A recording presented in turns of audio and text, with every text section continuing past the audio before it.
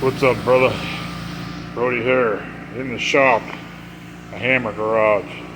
So here we are with a Arbor Braid Central Machinery buffer, great buffer.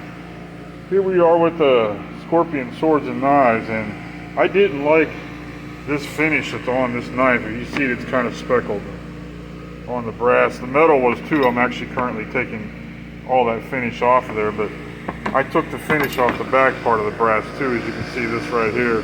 When I'm done with this, this is going to be all polished and shine up.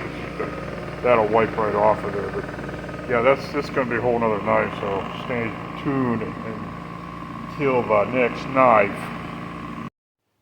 Alright, YouTube, Hammer here. Thought I'd give you a little update on this American Bowie of Scorpion Swords and Knives. When I got this thing, it had a speckled finish on it. The brass was like, I don't know, speckled, stone wash, I don't know. The metal, the steel was too, all it was. But I like the brass nice and shiny like it is now. It wasn't nothing like that before. This blade was really pretty flat. I got a lot of that speckled stuff off of the blade. There's still some on it. I may run it again and do it again. I had to clean it up and see where I was at with it basically, but I'm happy with the brass. The brass is, as you can see, is way better than what it was. It was nothing like this when I got it. If you want to see it, go back and look at the video of it when I first got this knife and you'll see the difference in it.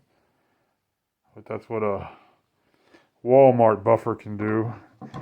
And I wanted to add this sheath. This sheath here is the sheath you get, which is, I guess, is all right. It's nothing to write home to mama about. But I added this onto it so I can have a dangler, as everybody called dangler, but a swing sheath is what it really is. Gives you the ability to move and stuff. But I got that off of Wiseman Trading, so you can actually add that onto any knife really, and have you a dangler, as they call it, swing sheath, as I call it, is what it is. So there's that. The Bigfoot Bowie, when I did it, I got it. It was the same thing. I'm like, man, I bet I could polish this thing up and clean the brass on it because it was all right, but not great. But here, let's take a look at that. I went and seen the buffer too. I cleaned the brass up again, which I cleaned it up before, but I cleaned it up on the buffer. Then I buffed the metal too. As you can see, it's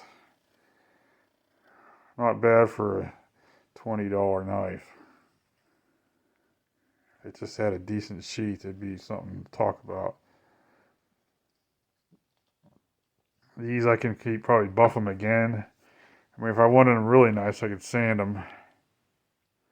Probably start about 400 grit and work my way up to 2,000 grit, and then polishing wheel, and then some flits, and it'd be looking really mirror polished. But this is good enough for this knife. I mean, this is a Pakistan knife, but it isn't bad looking. Like I said, clean it up. It looks like a real knife now.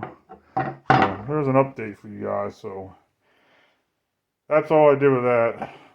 A little bit of metal polishing. And after I got done with the polishing, it will stand by. So, all right, people. Until next knife.